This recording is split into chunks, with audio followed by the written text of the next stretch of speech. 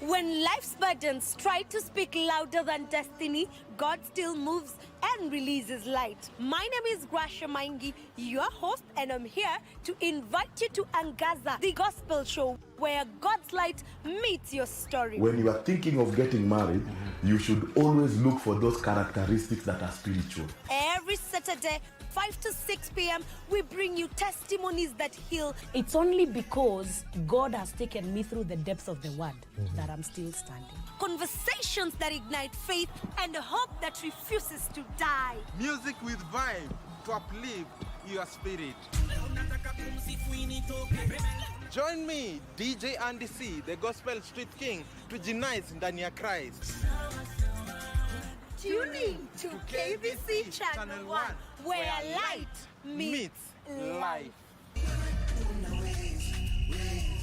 Joy to the world, the Lord is come. Yesu amezaliwa, Yesu amezaliwa. The holiday season is here again. What? It's family time. Tunaanguka nayo. Oh yes, it's a season to be jolly. And so, grab a seat, relax as your favorite Christmas hosts line up to indulge you this year. It's about to go down. There's a lot of food and drinks to go around. It's delicious. Great music for the soul.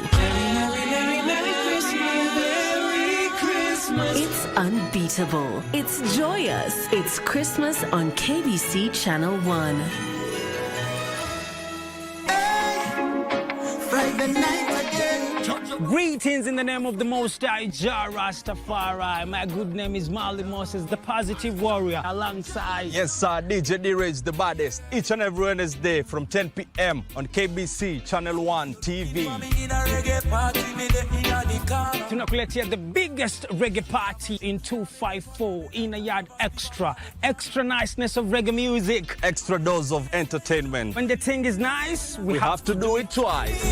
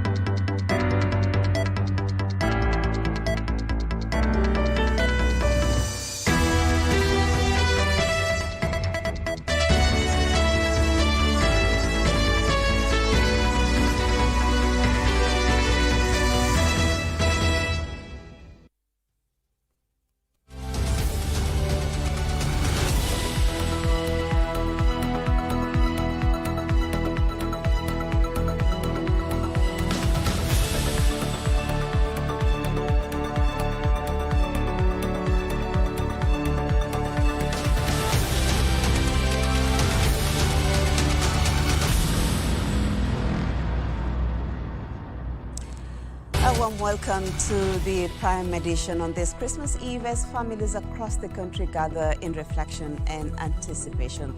We'll also look at moments that define this festive season. But first, a look at what's coming up.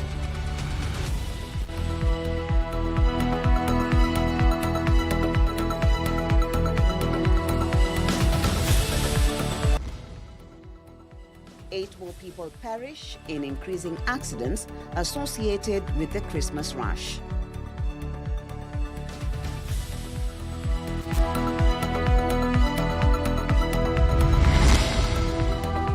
$69,000 children threatened by malnutrition as drought ravages Mandera County.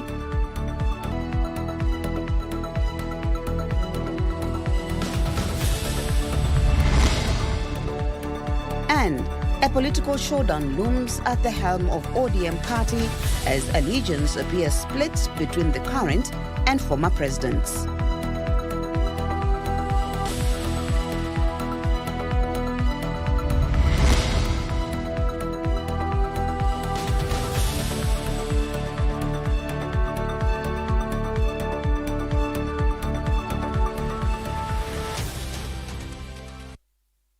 For joining us. I'm Marie Yambo, and helping me on the sign language is Lensa Odinko. Prime Edition begins right now, where road carnage associated with this festive season seems to have defied ongoing preventive measures, as 8 more people died on Tuesday night at the Mohonja area of Kakamega County. 3 of the victims were family members. Grief and pain engulfed Mukonje area in Kakamega County on Wednesday, following an accident that claimed 8 lives and left 11 people injured. 3 of the victims were members of one family. Tunaomba tu waziri wetu, tunaomba MCA wetu, tunaomba governor, tunaomba mbunge watutembele. Matete Police Commander Anthony Okout says this matatu was coming from Nairobi heading to Bungoma when it rammed into a stationary lorry, killing 7 people on the spot. Kati ya hiyo 7, 6 walikuwa wanaume na moja walikuwa ya kike. Driver hiyo lorry ambayo ilisababisha ajali hii kwa barabara alikuja katoweka, lakini leo asubuhi alikuja kapatikana na amekamatwa na kondani. Ile kitu sisi tunaomba drivers wakuwa waangalifu sana kwa barabara saa hii. Residents call on the government to expand the section of the road to curb the recurrent road accidents in the area. Tumechoka na vifo Mhonje. Jana tumepoteza watu 8, sasa tujui leo ni nani, hatujamaliza hata mwaka. Ukiangalia vile mtaramko yuko hapa, watu matuta hakuna. Watu wanakufa na serikali yetu sikii iko hapa. The bodies of the 8 were moved to Webuye County Referral Hospital morgue, as 11 passengers who sustained injuries continue to recuperate in the same hospital. Tilio Marco for Prime Edition. Still on matters road safety, Deputy President Kithure Kindiki has warned motorists, including public service vehicle operators, to exercise caution on the road this festive season to avoid accidents. National Transport and Safety Authority, NTSA, has reported 25 deaths resulting from road accidents on Tuesday alone. Now, the Deputy President spoke as he dished Christmas goodies to thousands of his home county in Tharaka-Nithi. Ate mnasemaje? After skipping the Koimalel goat auction in Baringo, Deputy President Kithure Kindiki showed up in Irundini in his home county of Tharaka-Nithi. Kindiki meeting with his residents who turned up in masses, not for a rally, but to receive Christmas goodies. The DP assuring them, although in their thousands, the Christmas packages ferried by lorries would be enough for each one of them. Sisi kama majirani wa hii sehemu tumekutana tu hapa maneno ya sikukuu ya Christmas. The Deputy President used the moment to sound a warning to motorists driving carelessly on the road. Wananchi wengi wanasafiri kwa sababu ya Krismasi na mwaka mpya. Mimi nawasihi madereva muwe waangalifu barabarani. Ujue ya kwamba unabeba maisha. Hayo maisha kuna mtu ako hapo na akipata madhara familia hiyo itatatizika. He declared that yesterday alone 25 lives were cut short by road accidents. Na hizi ajali zile nyingi zinaweza kusuilika kama dereva utakuwa makini katika safari yako. Be courteous to fellow drivers. Be courteous to other road users, and know that you're transporting human beings, and human life is precious and irreplaceable. The Kenya Kwanza administration, Kindiki said, is committed to expanding the road network as a permanent solution to the accidents and traffic jams. Give us Minor Prime Edition. To other news, where the drought situation in Mandera County continues to worsen, severely affecting thousands of residents, with malnutrition now emerging as the most feared humanitarian threat, especially among children under the age of 5 and the elderly. According to the Red Cross, the malnutrition burden has reached critical levels, with more than 69,000 children under the age of 5 affected across the county. To respond to the emergency in Mandera, the Kenya Red Cross Society, with support from the International Federation of Red Cross and Red Crescent Societies, has scaled up integrated medical outreach services in the remote and underserved regions of Mandera North and Mandera West. Total number of 327,000 persons have been affected by this current drought. As Kenya Red Cross, we have been responding to drought emergencies. We have been providing cash transfers, water tracking, food distribution, and health and nutrition intervention. Speaking during the exercise, Kenya Red Cross Society officer Mustafa Aden said that 56,916 children are suffering from moderate acute malnutrition, while 12,410 are battling severe acute malnutrition, a life-threatening condition that requires urgent medical and nutritional intervention. There is serious malnutrition, cases of malnutrition. There is upsurge. The drought is actually moving from alert alarm phase to emergency. There is even shortage of water in health facilities. There is severe cases of malnutrition. We have supported around 5 centers in general. We have provided water to 9,376 persons within Asabito, Morodile and Guticha ward.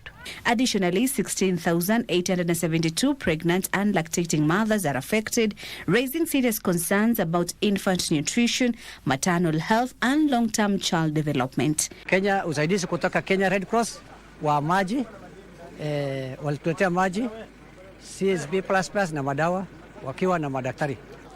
Ametusaidia sana, ametuletea maji, dawa na uji, chakula. Kasichana Masha, Prime Edition. President William Ruto has wished well all Kenyans during this festive season and called for care and dignity for those celebrating Christmas and the New Year. Speaking in a video he shared on social media today, President Ruto noted that as the year 2025 comes to an end, Kenya has made positive strides. The head of state further urged road users to drive carefully and avoid unnecessary accidents that may maim and cause death. 2025, we clocked it. I wish you a Merry Christmas, a great and blessed 2026. Na kule barabarani, let's drive carefully. Avoid unnecessary losses. Otherwise, asanteni sana, Mungu awabariki, na wapenda jameni. And Archbishop Anthony Kivuva Musonde of the Catholic Archdiocese of Mombasa has called on Kenyans to embrace love, unity and moderation as the country marks Christmas celebrations. Speaking from his residence on Christmas Eve, Archbishop Kivuva said the festive season should be a moment for families to reconnect and to care for the vulnerable and reflect on national cohesion beyond religious, ethnic and social divisions. Drawing from the Christmas story, the Archbishop Anthony Kivuva Musonde of the Catholic Archdiocese of Mombasa encouraged Kenyans not to be overwhelmed by the challenges facing the country. He noted that Christmas is one of the 3 most significant celebrations in the Catholic Church alongside Good Friday and Easter. Kumbe tunaposherehekea sikukuu hii pia ni njia ya kujikumbusha tunapaswa kuwa familia takatifu, familia inayomcha Mungu, familia inayoenenda kulingana na maombi na matarajio ya Mungu. At the same time, Archbishop Kivuva advised Kenyans to exercise moderation during the festivities, appealing to motorists to be cautious on the roads. Tule kwa wastani, tunywe kwa wastani, tuishi kwa wastani kwamba upendo uwe unasambaa. Pia ninyi madereva, mimi nikiwa mmoja wao, tunaambiwa tuendeshe magari kwa uangalifu. The Archbishop called on Kenyans to remember the less fortunate, including orphans and street families, urging acts of generosity and compassion during the season. He encouraged Christians to attend church services, pray and strengthen their relationship with God and one another, urging believers to reject division and embrace unity. Niwapendee na niwatakie heri na baraka ya Krismasi na pia heri na baraka ya mwaka mpya 2026.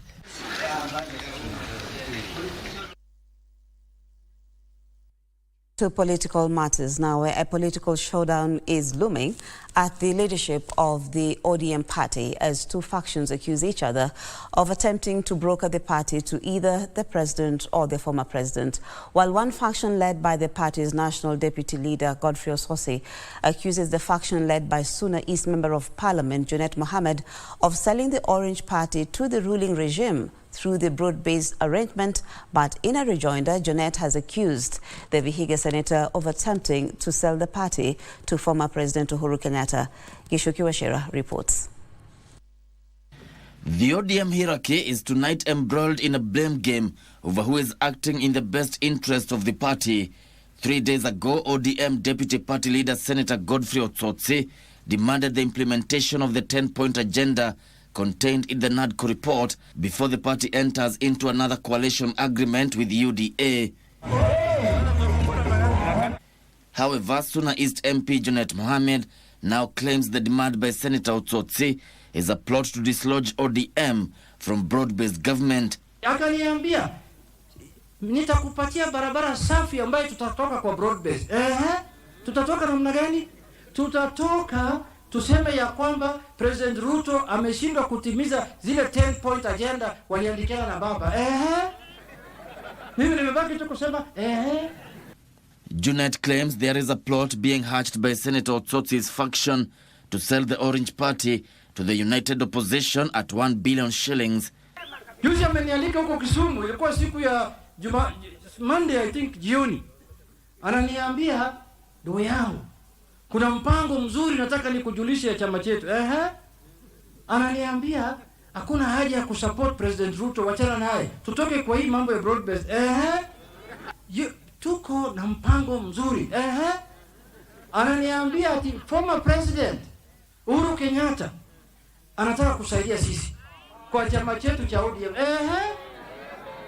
Mimi nimebaki tu kusema ati is ready to invest over 1 billion shillings in our party. Ati ili atusaidie chama yetu ikuwe imara. Then tutashinda uchaguzi ujao tukienda kwa united opposition. The Suna East MP, however, maintains the party has structures that will be used to decide how it will treat the 2027 presidential elections. The authority of ODM rests with its organs. The organs of the party ndio wako na authority ya kusema on behalf of the party, sio individuals. Sio wewe unasema tu yako kwa sababu uko na cheo kwa chama. Cheo hiyo yako ni moja tu, vyeo ni mingi kwa chama. Kama unataka amani, sisi ndio watu ya amani. Kama mbaya, kama noma, we are prepared for you. We are not going to allow you to take our people to a path that is not going to benefit them. Last Sunday, Junet Otsotsi and party's national chairperson, Governor Gladys Wanga, while visiting the home of the late Cyrus Jirongo in Lugari, called for fresh negotiations in the broad-based government. Meanwhile, Energy Cabinet Secretary Opiyo Wandayi has dismissed critics of the broad-based government, terming them noisemakers. And those who are making noise out there, some of them I wonder, because they were not there, Dr. You know. They were not there when we were negotiating this broad-based government. We were not more than 5 people. Gishuki Washira, Prime Edition. On that note, let's take a break, but I'll be back with more, including business and sports.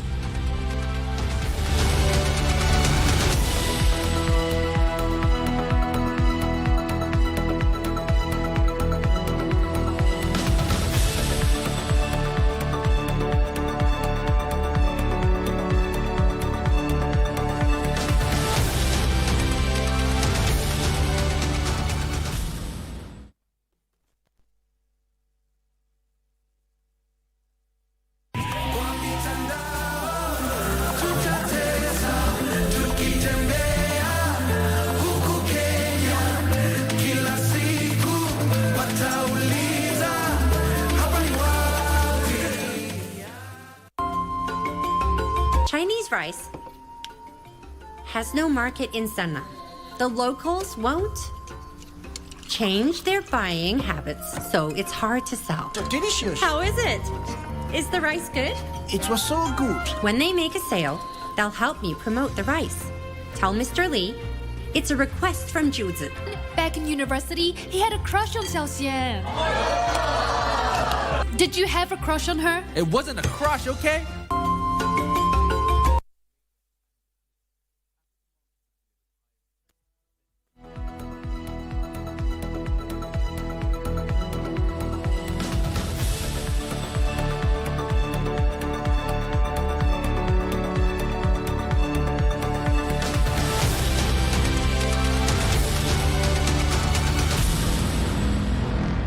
Thank you for staying with us. We continue with the news where Wiper Party leader Kalonzo Musyoka has urged the progressive wing of ODM to rejoin the opposition to realize the vision of the late Prime Minister Raila Amolo Odinga in shaping the nation ahead of the 2027 polls. Speaking at his pre-birthday celebration, Kalonzo called on his political partners to remain united despite the visible divisions witnessed within the Orange Party. Kalonzo's remarks comes barely 24 hours after a TIFA research poll revealed that 50% of Kenyans believe the Orange Party will rejoin the opposition ahead of the polls. Kalonzo also dismissed the notion that the united opposition will not rally behind a single presidential candidate. The united opposition, which I'm proud to co-lead alongside Deputy President Rigathi Gachagua, Eugene Wamalwa, Martha Karua, Fred Matiang'i, and many others, represents Kenya's best hope for change in 2027. We are united, not by personal ambition, but a shared commitment to rescuing our country from mismanagement and restoring democratic governance. So I'm asking our brothers in ODM, the progressive arm of ODM, please remember your first love. Remember that. Just do some introspection every night you go to bed. And join us in this united opposition to complete the task in memory of Raila Amolo Odinga.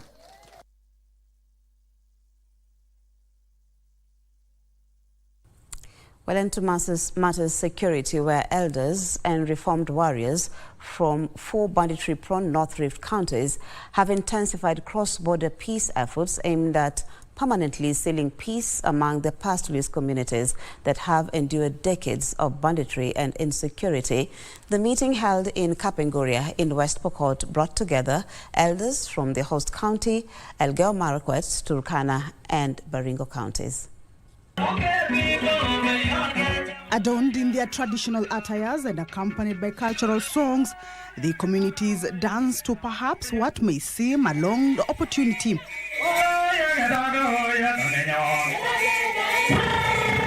For decades, they could only tell of deadly conflicts caused by banditry and clash over resources, crippling livelihoods, disrupting movement, and destroying trust among themselves. Hatakuwa na nursery school ama hii shule ya chini hakuna, kwa sababu wamama walikuwa wanalala msituni. Wamama hawakuwa wanalala kwa manyumba, wazee wanatoroka kwa sababu hao walikuwa wanatafuta wazee na wamama. Peace activist Joseph Tochi recalls witnessing past violence in Kerio Valley, including the 2001 Chesogoch massacre. That the blood of those people really influenced Mr. Lonapa to take responsibility for peace and initiated peace. But sustained efforts seem to have bore fruit, and this gathering aims to send a powerful message of unity and peace across borders. Iwe ni Marakwet, iwe ni Turkana, iwe ni Trans Nzoia, kila mahali tuwe na amani, tukule chakula yetu vizuri ya mashamba, mifugo yetu tufuge kwa amani. Ukiuliza mtu we ni wa Marakwet, unasema anasema Marakwet ni bandit. Na huyu ni wa wapi? Pokot. Pokot ni bandit. Saa hii Marakwet na Pokot wataoana na tutapata watoto. The colorful display perhaps symbolizing renewed commitment to cross-border peace initiatives. The celebrations held purposely to recognize reformed warriors and peace activists whose peace initiatives are now seeing peaceful coexistence among the once warring communities. Nasafanya biashara mahali popote. Na hata West Pokot tunaona kila mtu amekuja hapa kwa sababu kuna amani. Sisi naye pia tunaambia hata watu wetu ya Turkana amani ipatikane na iendelee hivi mpaka watoto wetu waoane waishi kwa amani. Usilazimishe mtu ambaye ako na kinonda akinyamaza. Alafu akinyamaza wewe unafikiri yuko na amani. No. Kama yuko na kinonda, tibu kinonda ndio sasa amani ikuje.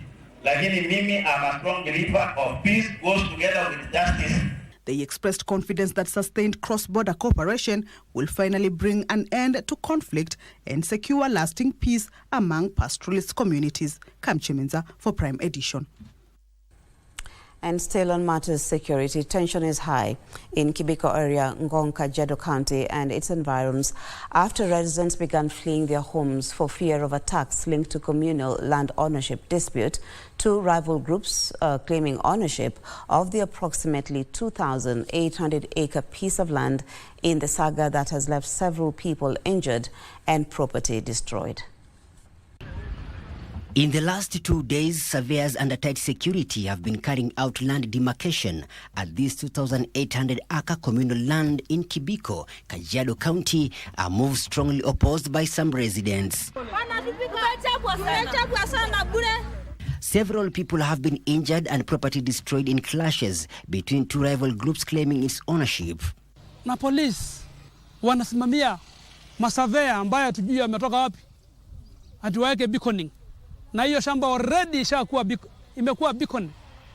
Ishawekwa already. Hii kasi isimame yote ili tupate wote kujua sababu ya mambo mabaya ambayo inafanyika hapa. The tension has left some residents seeking refuge at Kibiko police station for fear of attacks by a gang of youth armed with crude weapons. Juu watu wanachapa sisi huko na watu wa nje wanakuja huko ground, wanakuja kutuchapa sisi na tunakaa tu salama huko ground. Na watu wanakuja kutusumbua sisi sana. They also decried intimidation through arbitrary arrests and threats to force them vacate their homes. They urged the government and relevant authorities to intervene and halt the demarcation. Juu watu wanachapa sisi huko na watu wa nje wanakuja huko ground, wanakuja kutuchapa sisi na tunakaa tu salama huko ground. Na watu wanakuja kutusumbua sisi sana. Na analeta umaskari. Nataka kuambia serikali hakuna selective justice. Tunataka justice, tunataka hii kasi isimame yote ili tupate wote kujua sababu ya mambo mabaya ambayo inafanyika hapa. However, Kajiado County Police Commander Alex Shikondi said the exercise will proceed with protection offered to the group in possession of valid ownership documents. He urged those aggrieved by the ongoings to seek legal redress. Michael Mondiga for Prime Edition. To other news, it's Christmas and the Nairobi skyline has once again come alive as it always does this time of the year. From shopping malls to some of the city's landmarks, the capital is dazzling under the festive mood. Yusuf Farah went to the very streets to sample some of the best sights and sounds of the city under the sun and filed the following report. During the day, it's a city that goes on about its business with little to offer in terms of an optical buffet.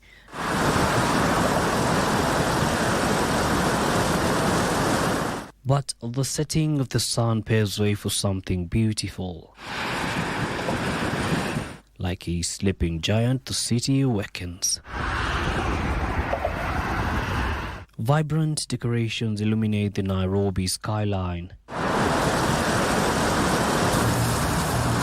This year, the capital centre, located along Mombasa Road, went big with its annual display. Often picture shy, this one time you can snap as many times as you can, all in the spirit of Christmas. Oh my God, it psychs it up and the feeling of Christmas kicks in. With my kids, but wako tu mahali wanacheza huko nje. I feel amazing, I feel joyful, I feel so lovely so that I can come here maybe to take photos with my kids and enjoy the Christmas. Natufanya hata tuhisi vizuri Unaingia kwa mall, kununua, kufanya nini. Hata ukifika kwa nyumba kama bado una kitu pia unakumbuka vile mall imekuwa, at least pia unarudi. At the Imara Mall, its beauty is all around with plenty to see whether you are on the expressway or curious to venture inside the majestic mall located along Mombasa Road.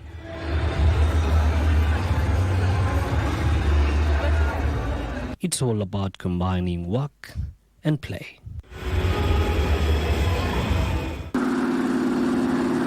Driving along the Nairobi Expressway treats you to a unique view of the cityscape, with iconic buildings like the KICC adding to the festive mood with the lights adorning its exterior.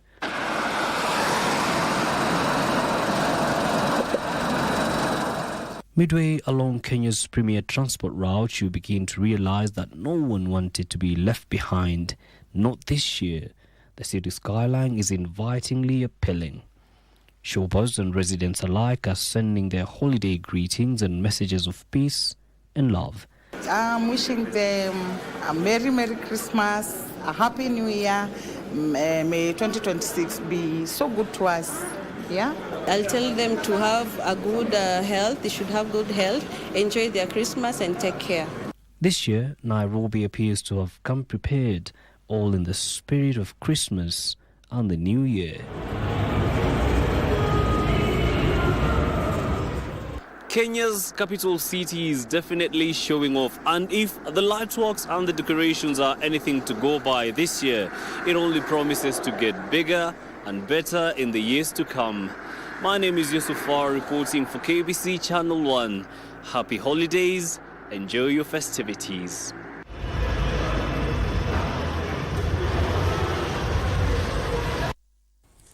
Indeed, happy holidays, and it's the season to be jolly. We look at news now making headlines in the county where Garissa County Commissioner, that is Mohamed Mabuzo, has dispelled the allegations that a taxi driver, Sheikh Ahmed Omar, was shot dead by police officers on patrol. Mabuzo says Omar was involved in an accident while attempting to escape an arrest, adding that the post-mortem report conducted by a government pathologist has confirmed that Omar succumbed to injuries resulting from a blunt force trauma caused by a road crash. For these and more stories, here is Michael Madiga with our County News Roundup. Tens of youths took to the streets of Garissa town to demonstrate against the alleged killing of a taxi driver, whom authorities now say died in an accident. Yeye hakupigwa risasi, bali alipoona maafisa wa polisi aligeuza gari yake na akaanza kutoroka kwa mwendo wa kasi sana. Na gari yake ilikuwa imebeba mzigo wa kuzidi uwezo wa kuweza kudhibiti hiyo gari. Government pathologist Dr. Dorothy Njeru said the deceased suffered head and chest injuries caused by blunt force trauma consistent with a road crash, contrary to the family claims that the Akin was killed by officers from the Rapid Deployment Unit who were manning a roadblock along the Nuno Modogashe Road at Modika. Meanwhile, Western Regional Police Commander Issa Mohammed has lauded the public for sharing information with the authorities after the police in Kakamega seized 48 kilograms of bang valued at approximately 1.4 million shillings. Askari wa traffic wa leo asubuhi walipata 48 kilo 48 ya bangi kwa gari ya abiria matatu ambaye yapelekea upande ya Eldoret Sako. Tulipata 22 bells, kwa gunia moja ilikuwa na 22 bells ya dhamana ya $1,100,400. Elsewhere, Makadara Law Court's Chief Magistrate Kennedy Bilali has directed that the case hearing involved the alleged theft of 296 million shillings from businessman Abdi Mohammed Ali be had on priority basis, setting aside 5th of January and 6th of January the year 2026 for the hearing to proceed without further delay. Wakati alianza 40,000 2019 na 20 ndio yeye ameleta familia yake ndamwekee kulipa rent 90,000. Total alikuwa anapata 90,000 na alikuwa anachukua cash. Biashara yangu yote imeharibika. So naomba mahakama wachukue hiyo Osman Mohamed Osman Abdul wachukue hatua. Abdi Mohamed tarehe 5 na tarehe 6 tutapatikana. Niko sawa na patikana. Prosecution, this means we can actually we'll have 2 days, and it's just cross exams. You may want to bring in 2 or 3 others who may be available. Finally, the government has been lauded for allowing Kenyans to use fireworks during this year's festivities. We have opened the market, tumeshawafungulia mlango zetu. You come, you buy with any budget. You come, you must enjoy. Kila mtu anaweza kuenjoy fireworks. On the season, the festive seasons, we are here to at least make the season very significant to us. We had a long time working and doing all things. So because we want to turn a new leaf, we have come here to make sure that we have colored the day, the 31st and the Christmas period, so that we have a wonderful time together with our families. Jayshri Suchak, founder and managing director of Jazz Pyrotechnics, says limiting such celebrations dampen the Christmas and New Year spirit. Michael Mondiga for Prime Edition. The Organization of the Democratic Republic of Congo citizens living in Kenya has expressed doubts about the DRC's ability to attain peace following the capture of Uvira city by the M23 rebels. The Federation of Congolese abroad now say that the capture of Uvira and other cities in the region has triggered a fresh wave of refugees into Burundi and Tanzania, deepening an already dire humanitarian crisis in the mineral-rich East. Here is Abdiaziz Hashim with the details. Tension remains high in the Democratic Republic of Congo, with continued clashes involving the M23 rebels, the Congolese army and their allies. More than 23.4 million Congolese people are at risk of food insecurity, as recorded by the same Global Conflict Tracker. Human rights organizations and key stakeholders are now raising the alarm over the dire humanitarian crisis in the mineral-rich East. Na ndio yale ambayo tunaendelea kusisitiza hapa ya kwamba ni jambo la kuzunisha ya kwamba juhudi zote za kuleta amani katika nchi yetu ni kama zimegonga mwamba, ikiwemo juhudi ya MONUSCO kuja kama jeshi la kulinda amani. 16 million people, death by Amnesty International in October 29th of October 2024. The Federation of Congolese abroad now say that the capture of Uvira has triggered a fresh wave of refugees into Burundi and Tanzania, deepening the crisis. And Uvira is not an exception. So thousands of people flew to Burundi, others went to Tanzania, and others remained because not everybody has gone out. But the situation, the humanitarian situation is not that good. 7.2 million internally displaced peoples and more than 1.1 million Congolese refugees abroad as of the March 2025 has been registered by the Global Conflict Tracker. The Organization of the Democratic Republic of Congo citizens living in Kenya maintain that the U.S. brokered peace deal in the Eastern Democratic Republic of Congo will rapidly fall apart and dash the hopes of millions of Congolese residents if key institutions do not intervene. People in DRC, we are waiting for peace. That is what we need, and that is our appeal even now. Yes, we are hopeful, and it is very unfortunate that after signing of peace understanding, the war is still there. Several regional attempts at resolution have failed, and they are calling on neighboring countries and the international community to intervene. We demand the immediate return of peace in the DRC. We urge everyone to embrace peace, unity, reconciliation and justice. Ikiwa ni Umoja wa Mataifa, wafanya siasa, mashirika ya kimataifa, wakikaa pamoja na waamue kwa kauli moja kwamba tunataka amani irejee Kongo. Waache mchezo wao wapanya na paka hapo na pale. Naamini amani itarejea nchini kwetu. Abdiaziz Hashim for Prime Edition. Let's take another break. I'll be back with the business news.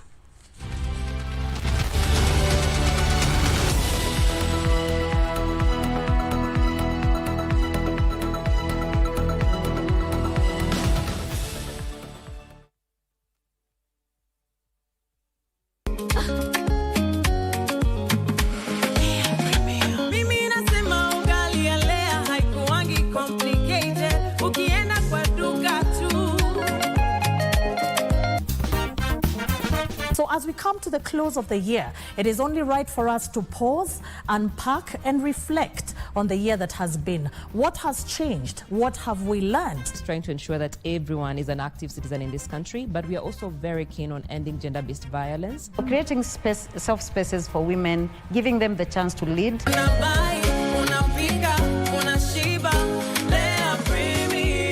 Lea Premium Flour, nurturing the world. Available in a store near you. Wiki hii kwenye Mkulima tunaangazia ufugaji wa samaki na kisha manufaa yanayotokana na inzi chuma au BSF.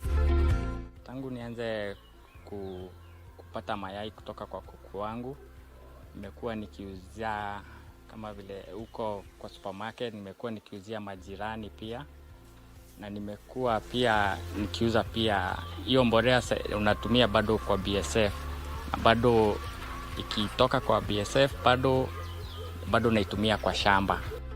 Ungana nasi Jumamosi saa 10:30 hapa KBC Channel 1 kwa mseto kamili wa kilimo.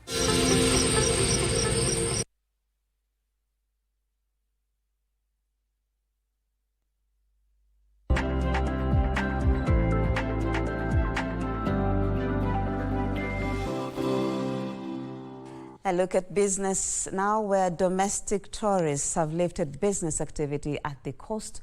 Hoteliers attribute increased tourism activities to increased Mandera Express passenger train service, more flight frequencies, and the operationalization of the Mariakani railway line linked to Mombasa city centre that have eased transport. Hoteliers in Mombasa are reporting booming business lifted by domestic travelers who are higher in number this year when compared to 2024. A spot check by the Kenya Broadcasting Corporation found that most beachfront hotels are operating at full capacity, with bookings stretching into early next month. We are actually experiencing some very high bookings because like on the 31st, the 30th, 31st, all the way to around 2nd, we are actually fully booked. We only have a little space from tomorrow, which we are filling up. So we are experiencing high traffic right now. But we are fully prepared. Hoteliers say the strong performance signals a recovery for the hospitality industry. We have 178 rooms, and we are currently at 173. So we have only 5 rooms to sell. So really, I can say we are almost full, so which is really good. Hoteliers have lauded the decision by the Kenya Railways to increase passenger train services from 6 daily to 8 plus additional coaches, as well as more flight frequencies, which they say has eased traffic. Manake zile nyingine 2-3 zilikuwa tayari zimejaa. Ikawa basi kuna watu wanapata nafasi za kuongezea za usafiri. Ilisaidia sana. Hata kama hata sasa imejaa, lakini ilisaidia sana kuongeza idadi ya watalii ambao waliweza kubook holidays zao. They say improved connectivity, especially after completion of the Mariakani meter gauge railway line to Mombasa city centre, and road expansion have eased movement. Clearing the road between Lights and Mtwapa. This is really good. We can see that the movement is now really improved, and there is no stack up and there are no jams like what you are seeing along Nakuru-Nairobi highway. This is really good. And also the Mariakani section has been managed very well. Benson Rioba reporting for Prime Edition. Kiambu County is now one of the first in Kenya to shift street lighting and other public energy needs to solar power. Governor Kimani Wamatangi says concerns over unsustainable annual electricity bills prompted this transition, with plans underway to extend solar power system to public institutions to reduce operational costs. County governments are grappling with rising electricity bills and high maintenance costs that are straining their budgets. Amid these, renewable energy has emerged as a viable alternative. Kiambu County is among devolved units to transition to solar lighting for public infrastructure. The light we're installing has no other cost other than the installation cost. That means that over time, if you have saved that 7 billion, you could recover all your money that you have invested in solar lighting in 2 years. The solar street lighting program aims at reducing electricity costs The initiative has already seen 12,000 solar-powered streetlights installed across Yambo County. We are extending these streetlights to the rural market centers to ensure that also up there, deep in our rural setup also there, people can have 24-hour working centers. Kitambo kulikuwa na insecurity na saa hizi security imeimarika. Kitu ya pili, wafanyi biashara wanafanya biashara 24 hours. Ngaza imesaidia sana juu enzi hizo tulikuwa tunafunga kitambo juu kulikuanga na giza. Kwa saa hii kuna mwangaza, unaweza fanya hata ukitaka asubuhi, ni vile tu huwezi fanya mpaka asubuhi juu sisi ni mama. The governor says the program will be progressively extended to health services, water projects, county offices and other public institutions. We've had boreholes all over the county that were done but no water. That's why solarization is a major solution. In our markets, those women who are there selling sukuma wiki and tomatoes, you subject them to a bill and you know the rates that Kenya Power charges nowadays. Averagely, even now, I'm struggling with markets, the ones that you've not solarized.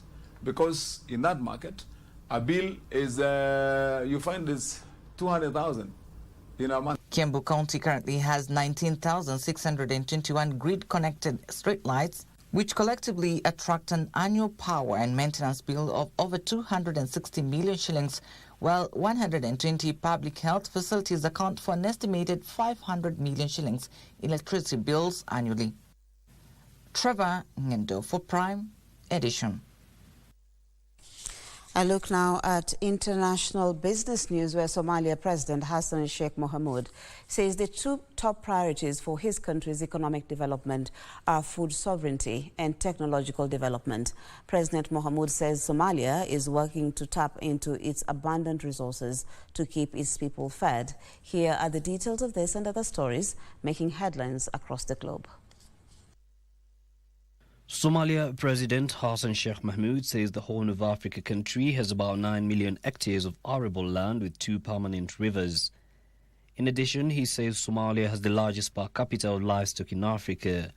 President Mohamud says even though Somalia has the opportunity to develop and have food self-sufficiency, the means, the resources and the know-how are the challenges that his government faces. Meanwhile, Japan has taken a decisive step to restart the world's largest nuclear plant nearly 15 years after the Fukushima disaster. The Niigata Prefectural Assembly has approved a confidence vote clearing the way for operations to resume at the Kashiwazaki Kariwa nuclear plant northwest of Tokyo. The facility, operated by Tokyo Electric Power Company, was shut after the 2011 earthquake and tsunami that triggered Japan's worst nuclear accident. While the government argues the restart will strengthen energy security and reduce reliance on imported fossil fuels, safety concerns remain strong. Finally, Italy's competition watchdog has fined Apple over $115 million for abuse of its dominant position in the domestic mobile app market. The Italian competition authority said an investigation confirmed the restrictive nature from a competition law perspective of the app tracking transparency policy. The policy refers to the privacy regulations Apple imposed on third-party developers distributing apps via the App Store for iOS devices effective in April 2021. The agency says such prompts will unfairly overburden third-party developers and not meet privacy legislation requirements, forcing developers to seek multiple consents for the same purpose.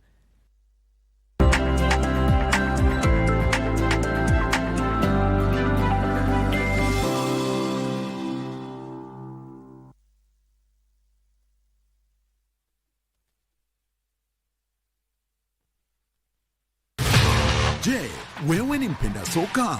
Na je, wajua kuwa KBC mwenzio wako wa dhati michezoni anakujali? Ndio maana KBC Channel 1 hukuletea taarifa na uchambuzi wa soka. CAF ndio wamechukua usukani humu nchini, barani Afrika na ugaibuni, ikiwemo EPL, Serie A, Bundesliga na ligi zingine. Mashabiki pia hutuzwa kwa kujibu maswali kuhusiana na soka. Swali letu la leo. Haya yote ni kwenye kipindi cha Dunda Dunda kwenye KBC Channel 1 kila Ijumaa kuanzia saa 5 asubuhi hadi saa 6:30 mchana. Nawahimiza Wakenya waendelee watch Dunda Dunda Show. KBC, wenzio wa dhati michezoni.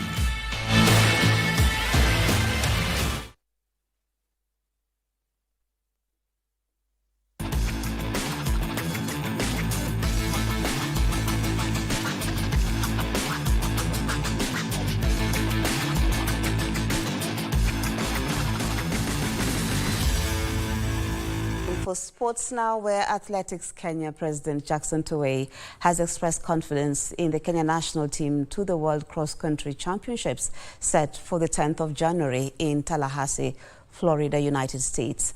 While on a visit to the team's camp at St. Mark's Teachers College in Kigali, Yambo, Tuwei reminded the athletes of their mission to defend all their titles. At the previous edition in Belgrade, Serbia, Kenya topped the medal table with an impressive 11 medals in total after they won 6 gold, 2 silver and 3 bronze medals, beating Ethiopia, who finished second with 10 medals, while Uganda sealed the top 3 with 5 medals. The team will shift camp to the Kasarani Stadium by the 28th of December, with the first batch expected to leave for the United States on the 5th of January and the second a day later.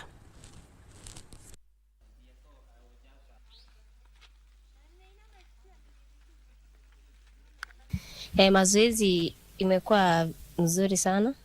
Tumetrain ya kutosha, and we assure you will do our best to bring the title back at home.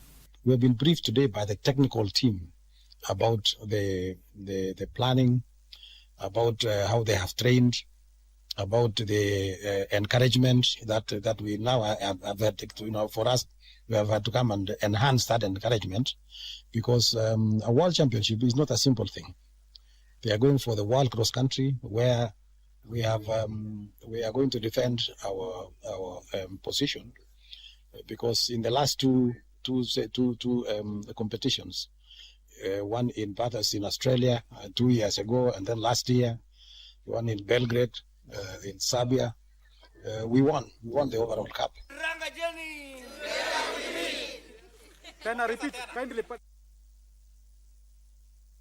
And to the Safari Rally, where the 2026 WRC Safari Rally Kenya will not start from the KICC, unlike its tradition, nor will it run through Nairobi.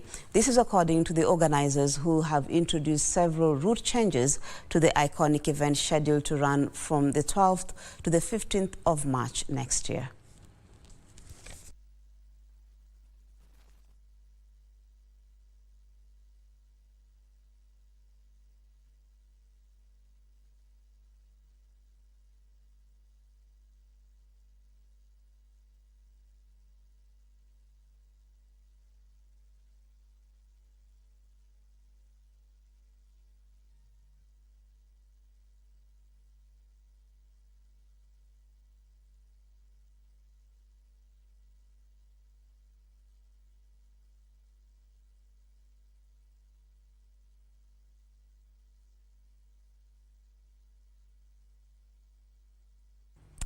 And two-time champions Algeria got their 2025 Africa Cup of Nations campaign off to a winning start after beating an improved Sudan 3-0 in their Group E match played in Rabat. Riyad Mahrez scored a brace, and Ibrahim Maza added a third against Sudan, who lost Salah Heledin Adil to a red card in the 39th minute of the match. The 3-0 win sends Algeria to the top of the group on 3 points, same as second-placed Burkina Faso, who scored 2 goals in added time to avoid the biggest upset of match day 1, coming behind in the dying minutes to beat Equatorial Guinea 2-1 in Casablanca. Ivory Coast are currently playing Mozambique in Marrakesh, while later tonight Cameroon will face Gabon in Agadir. 2019, and they're already in, and Algeria could open the scoring in the early stages. Well, a little back heel, here's Mahrez to open it up, and he does. Covered several Africa Cup of Nations. I can never remember seeing him return to match before. Nouri down, Adil having brought him down. Well, if that's a second yellow card for Adil, and he is seen as a real hope for Algeria in the future. Here is Mahrez to make it 2. And he does. Chipped in. Into Bunaje. Chance here for Algeria to make it 3. Wish they do. The first game in Group E. Equatorial Guinea looking for the opening goal. They've got it. My word. Point. Tapsoba. Little ball inside. Chance again. A little slip and a goal. Minungu. There's Ire, who's just come on. Header. Goal. My word. Tapsoba. The defender scores. Burkina Faso are going to win this one.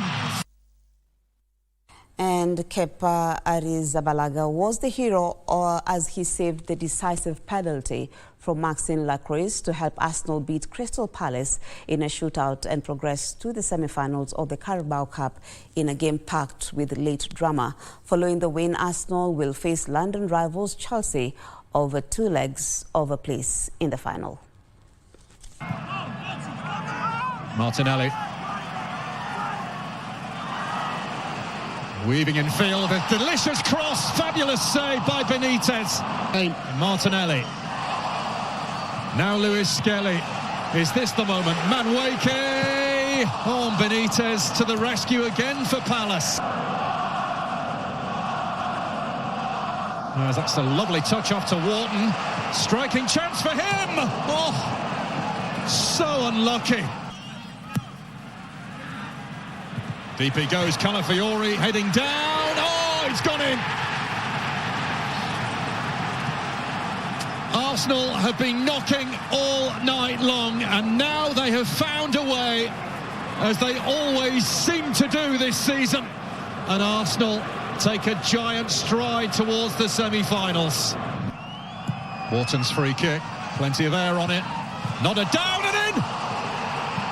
Mark Gay levels for Crystal Palace, and penalties now are on the cards. It's Saliba into the corner with Benitez going in the opposite direction. Another brilliant penalty from Saliba. By the way, has any of the goalkeepers got close to any of these penalties? They've been brilliant. But Kepa gets close to that one.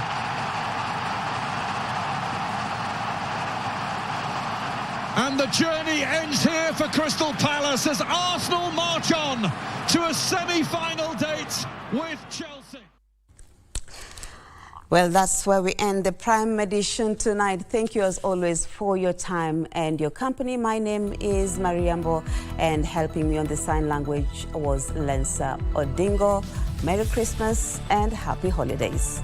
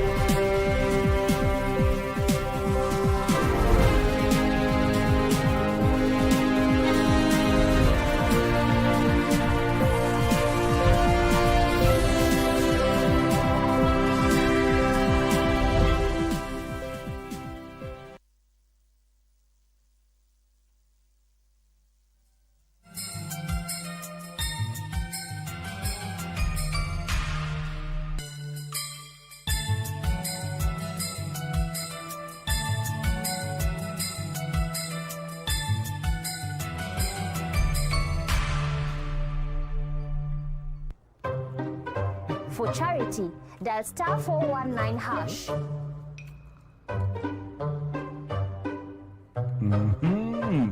Nakuona.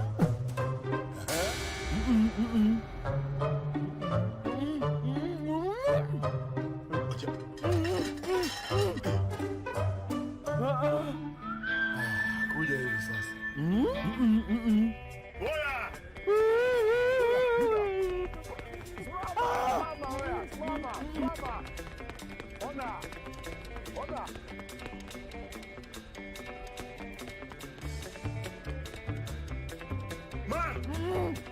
Mama, dude.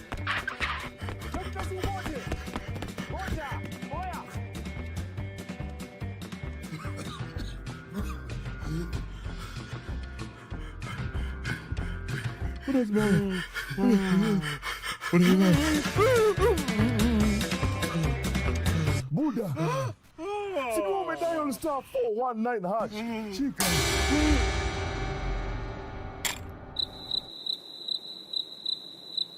Yani hujui kwa option 3 kuna Pro Box. Pro Box. Usisahau kwa star 419 hash option 3 iko Pro Box ya bahati. Na ikikuangukia ufunguo utakufikia mahali popote ulipo. Usisahau.